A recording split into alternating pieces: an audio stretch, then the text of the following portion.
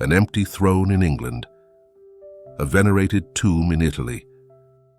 Between them lies the mystery of a king who chose the dust of the road over the gold of his crown.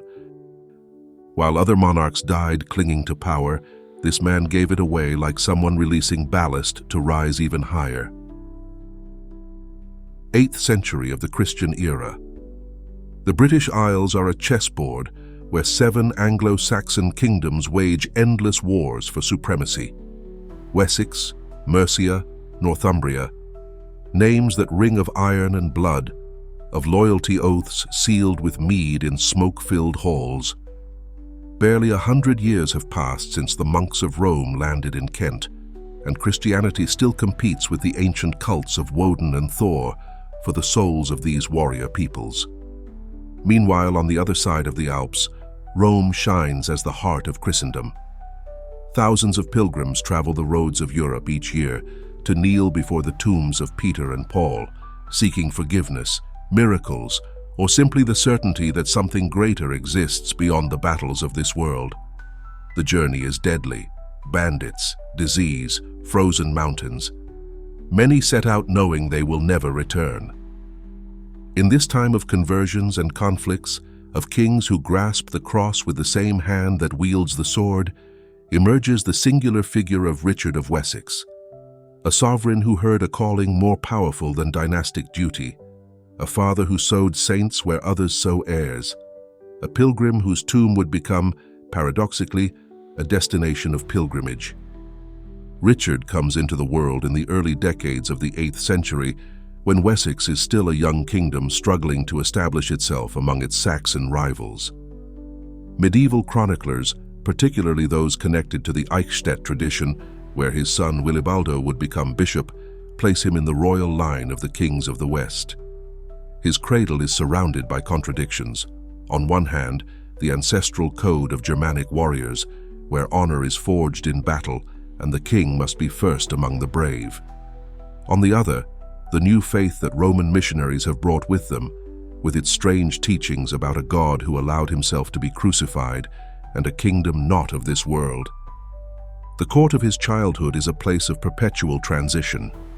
The elders still remember the names of the forest gods, while young clerics copy psalters in Latin beside the windows of the royal scriptorium. Richard grows up absorbing both worlds, but something within him leans irresistibly toward the second. While his brothers and cousins perfect the art of war in the training fields, he seeks the company of monks, listens to their chants, learns their prayers. The nobles whisper that the boy is too soft to be king, that his eyes always look inward when they should be watching the horizons from which enemies approach. His marriage follows the pattern of dynastic alliances of the era, but Providence grants him something no political treaty could guarantee: a wife who shares his thirst for God. The sources call her Wuna, or Winna, though her exact name is lost in the mists of time.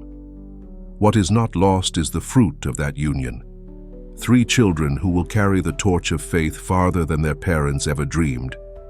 Wilibaldo, the firstborn, serious and contemplative from the cradle; Winibaldo, of ardent spirit and a natural organizer; and Walburga, the youngest, whose eyes even as a child seem to see realities invisible to others.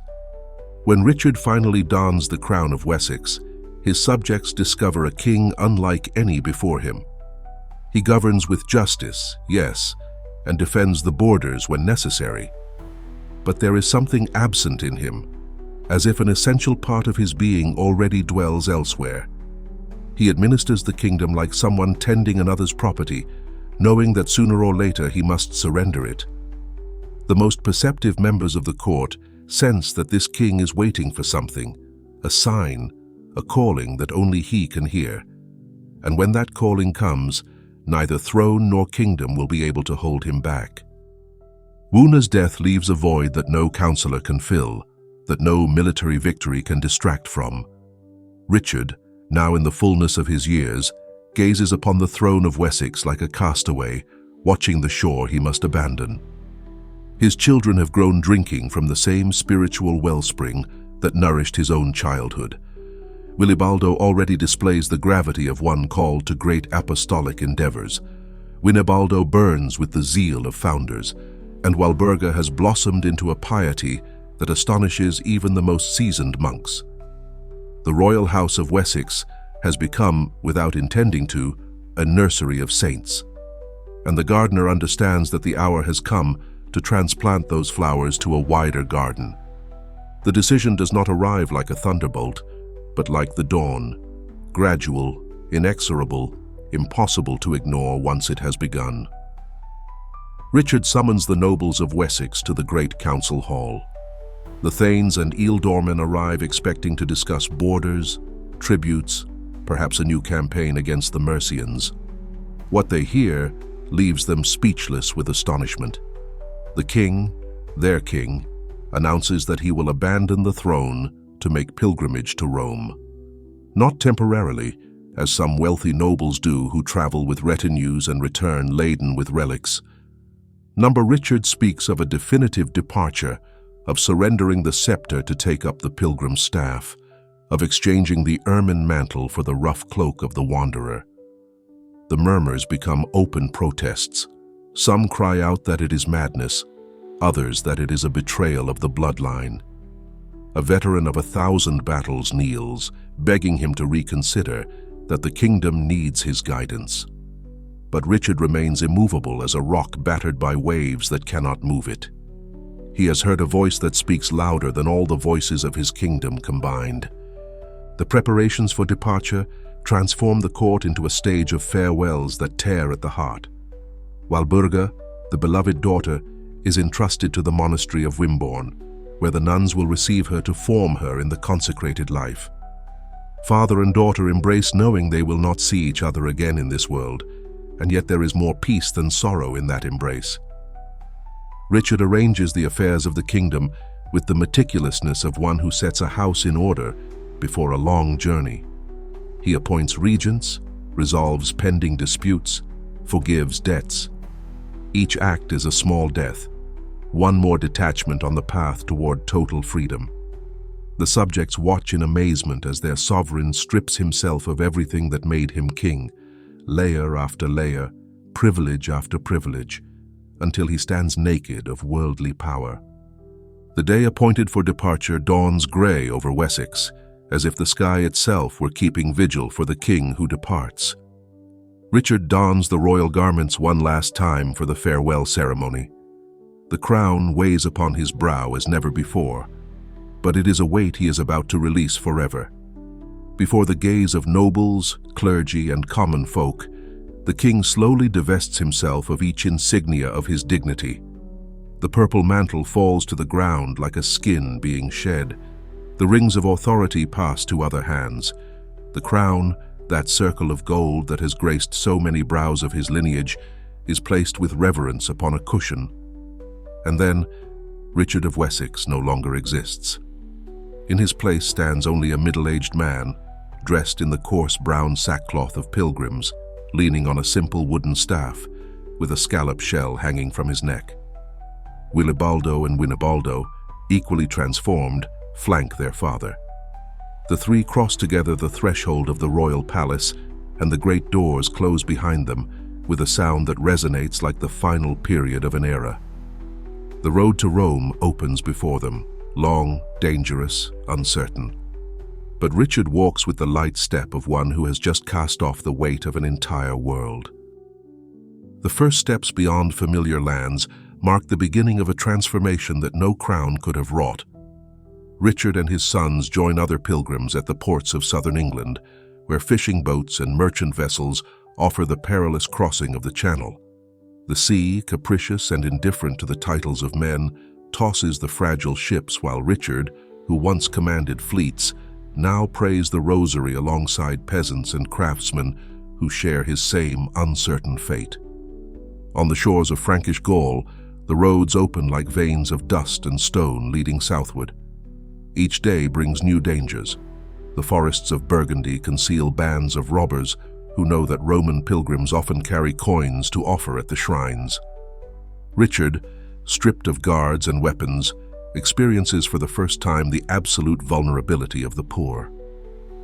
One night, near autumn, a group of armed men surrounds the pilgrims' camp. The former king of Wessex, who could have ordered the execution of such bandits in his own lands, kneels beside his sons and prays aloud. The assailants, bewildered by these strangers who neither flee nor beg but pray, end up leaving without taking anything.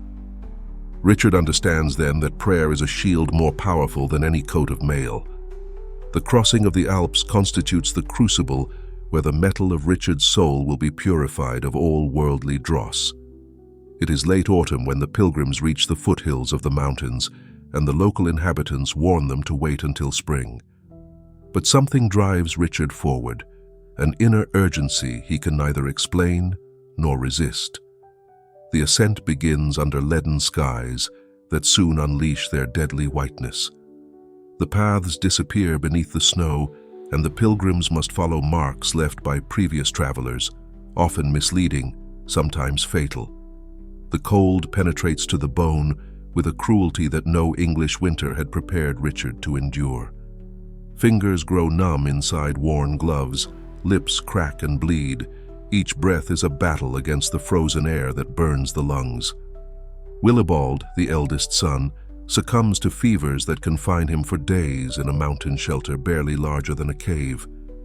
Richard keeps vigil beside him night after night, feeding a miserable fire with damp branches, whispering prayers while tears freeze on his cheeks. In those dark hours, the demon of doubt attacks with all its fury. Would it not have been better to stay in Wessex? Has he not dragged his children to their deaths for a spiritual whim? But each dawn that Willibald survives is an answer, and when the fever finally breaks, Richard knows they have been sustained by invisible hands. The descent toward the plains of Lombardy reveals an Italy that seems from another world to Saxon eyes. Walled cities crown the hills, vineyards stretch as far as the eye can see, and the churches display mosaics that gleam like fragments of heaven fallen to earth. But Richard barely notices these outward wonders, for his attention is turned inward toward the silent work that God is performing in his soul. At each monastery where they find hospitality, the former king introduces himself simply as Richard, pilgrim from Britain. When the monks, accustomed to reading the bearing of men, suspect that this stranger of noble manners conceals an illustrious past, Richard deflects their questions with genuine humility. He offers himself for the lowliest tasks, scrubbing the kitchen cauldrons, cleaning the latrines, washing the feet of other pilgrims more exhausted than himself. The monks of Pavia are so impressed by his humility that they beg him to stay with them, but Richard declines gently. Rome awaits him, though with each passing day he feels with greater clarity that the true destination of his pilgrimage is not a place but a state of the soul. The Italian nights, milder than those in the Alps but equally conducive to reflection, find Richard in long conversations with his sons. He speaks to them of his past life, as if recounting the story of another man, someone who died at the gates of the palace of Wessex and whose ghost now walks toward Rome. He passes on to them the lessons the road has taught him, that true strength lies not in imposing one's own will, but in submitting to the will of God, that true wealth is not counted in coins, but in graces received, that true power consists not in dominating others, but in mastering oneself. Willibald and Winibald absorb these teachings as thirsty earth absorbs the rain, and without knowing it, they are being prepared for the missions that await them beyond their father's grave. The Richard who finally enters Tuscan lands is unrecognizable compared to the king who departed from Wessex. His clothes have been mended 100 times, his beard has turned gray, his feet wear sandals worn almost to nothing. But his eyes shine with a light they did not have before, the light of one who has seen all masks fall away and has found beneath them the true face of his own soul, made in the image and likeness of God. Lucca emerges before the pilgrims as an oasis of ancient stone and living faith in the heart of Tuscany. Its walls, inherited from imperial Roman times, embrace a labyrinth of narrow streets where the Latin of clerics mingles with the dialect of merchants. The city, prosperous from the silk and wool trade, has welcomed for centuries travelers from all of Christendom who seek to venerate the image of the Holy Face, the miraculous crucifix that, according to tradition, was carved by Nicodemus, witness to the Passion. Richard and his sons cross the city gates on a February evening, when the bells of San Martino call for vespers and the air smells of incense and freshly baked bread. The former king can barely stand on his feet. The months of travel have taken their toll. Every joint protests, every breath is an effort, and a persistent fever has begun to consume him since crossing the Apennines. But his eyes, sunken in a gaunt face, retain that unmistakable peace of one who has found something the world can neither give nor take away. The monks of the Hospice of San Frediano receive the 3 British pilgrims with the charity that characterizes those who have made hospitality their vocation. The prior, an elderly Tuscan with gnarled hands and a piercing gaze, recognizes immediately that Richard is no ordinary sick man. There is something in his bearing, even prostrate on the humble cot of the hospice, that speaks of a nobility transcending earthly titles. The other pilgrims sharing the hall, convalescing merchants and exhausted peasants, observe with curiosity this foreigner who prays ceaselessly in perfect Latin and who refuses any special attention with a smile that disarms all insistence. Richard asks for only 2 things: that they bring him the holy oils when his hour comes, and that they allow his sons to remain by his side. The prior grants both requests with tears in his eyes, sensing that he stands before something extraordinary. The days that follow are a school of holy death that Wilibaldo and Winibaldo will never forget. Their father, consumed by illness but luminous in spirit, transforms his bed of agony into a chair of eternal wisdom. Between fits of coughing and moments of crystalline lucidity, Richard unfolds the truths the road has revealed to him. He speaks of detachment as the necessary condition for the soul's flight toward God, of suffering accepted as currency in exchange for the salvation of others, of death not as an ending, but as birth into true life. He tells them how, in the darkest nights of the Alpine crossing, when death seemed certain, he experienced an inexplicable certainty that all was well, that each step brought them closer not only to Rome, but to the very heart of the Father. He reveals that for weeks he has known he will not reach the eternal city, but that this causes him no sadness, but rather a profound joy. God has chosen Lucca as the place of his passing, and he accepts this choice as the final act of surrender into divine hands. On the night of February 7th, when the stars shine over Lucca with a clarity that seems to foretell celestial events, Richard gathers his last strength for a farewell that will remain engraved in the memory of the Church. He takes the hands of Wilibaldo and Winibaldo in his own, now cold and trembling, and speaks to them in a voice barely audible, yet charged with prophetic authority. He commands them to complete the pilgrimage to Rome in his name, to kiss the tombs of the apostles for him, but above all, he entrusts them with a greater mission, to bring the light of Christ to the Germanic peoples who still live in the darkness of paganism. He speaks to them of their sister Walburga, whom they will not see again except in heaven, and asks them that when the time is right, they also call her to participate in this great missionary enterprise. Then, with one last effort, Richard asks them to bring him the crucifix from the hospice. He kisses it at length, murmurs words that only God can hear, and exhales his last breath while the monks intone the psalm of the dying. The pilgrim from Wessex has reached his true destination, not Rome, but the kingdom that has no end. His face, witnesses say, shines in death with a beauty he did not possess in life, as if already reflecting the glory he beholds. Outside, the bells of Lucca begin to toll without anyone touching them, and the inhabitants of the city, awakened by the prodigy, understand that a saint has just been born into heaven.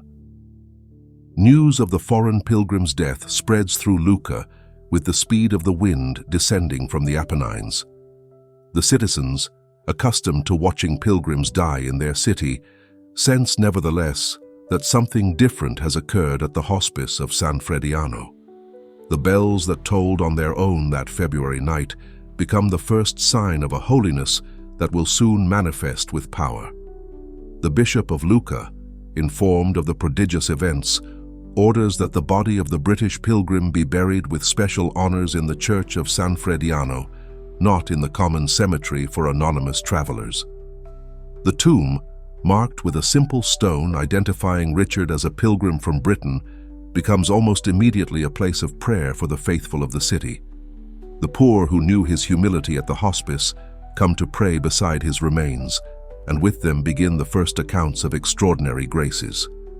The miracles that spring from Richard's tomb defy all natural explanation and confirm what the witnesses of his death already sensed. A boy from Lucca, blind from birth, recovers his sight after spending a night in vigil beside the sepulchre. A woman paralyzed for 20 years rises and walks after her relatives carry her on a litter to the church of San Frediano. A man possessed by unclean spirits, whom not even the most experienced exorcists had managed to free, is healed instantly upon touching the burial stone. The bishop convenes a commission to investigate these wonders, and sworn testimonies accumulate in the diocesan archives. Richard's fame crosses the walls of Lucca and spreads throughout all of Tuscany, then across all of Italy, and finally traverses the Alps to return to the lands from which the holy pilgrim departed. In England, those who knew him as king listen in astonishment that the sovereign who abandoned his throne now works wonders from an Italian tomb. The cult of Saint Richard of Lucca establishes itself with the swiftness that characterizes devotions born of popular fervor and confirmed by unmistakable signs from heaven. But Richard's most enduring legacy lies not in his posthumous miracles, but in the harvest of holiness that germinates from his paternal sacrifice. Wilibaldo and Winibaldo, faithful to their dying father's mandate, complete the pilgrimage to Rome and prostrate themselves before the apostolic tombs, carrying in their hearts the spiritual testament received in Lucca. Pope Gregory III, informed of the story of these British brothers, sons of a king turned saint, receives them in audience and is deeply impressed by their fervor and preparation. Wilibaldo spends years of formation at the venerable monastery of Monte Cassino, cradle of Western monasticism, where he is forged in the Benedictine discipline he will later carry to pagan lands. When St. Boniface, the great apostle of Germania, requests missionaries from the Pope to evangelize the Germanic territories, Wilibaldo is sent as one of the chosen. He becomes the first bishop of Eichstätt, where his apostolic labor transforms entire regions and where his memory is venerated to this day. Winibaldo, following in his brother's footsteps, founds the double monastery of Heidenheim, a center of spiritual and cultural radiance that civilizes the barbarian lands with the light of the gospel and the cultivation of letters. Walburga, the daughter Richard entrusted to the monastery of Wimborne before departing, finally hears the calling her father prophesied on his deathbed. Summoned by her brothers to collaborate in the Germanic mission, she crosses the sea and the mountains to join the great evangelizing enterprise.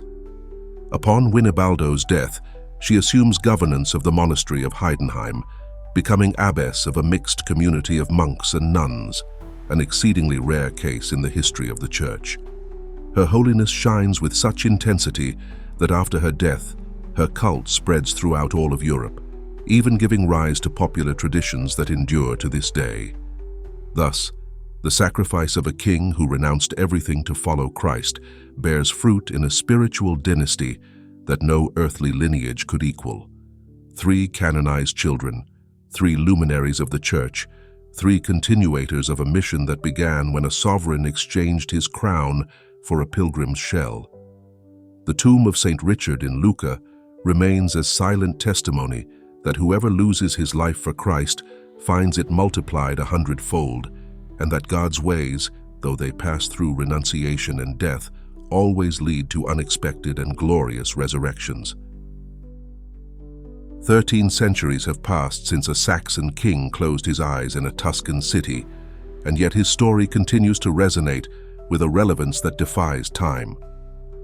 In a world where power is pursued with desperation and held onto with tooth and nail, Richard remains a sacred scandal. The man who discovered that true freedom begins where dominion over others ends. His pilgrimage was not a cowardly flight from responsibilities, but rather the courageous embrace of the only responsibility that truly matters, answering God's call with the totality of one's being. The paradox of his life illuminates the contradictions of our own. We seek security and find anxiety. We accumulate possessions and feel emptier. We build walls and long for connection. Richard shows us the inverse path, letting go to receive, emptying oneself to be filled, dying to truly live. He never reached Rome, it's true, but he attained something infinitely greater. He himself became a place of encounter with the divine, his tomb a destination for pilgrims, his memory a source of miracles. May we contemplate his example when the world seduces us with promises of empty grandeur. May we remember his courage when fear paralyzes us before necessary changes. May we imitate his trust when the paths of our lives become uncertain and dark, because in the end, we are all pilgrims in transit toward our true homeland, and the only crown that endures is the one woven with acts of love and surrender into the Father's hands. Saint Richard of Lucca, pilgrim king and father of saints, pray for us.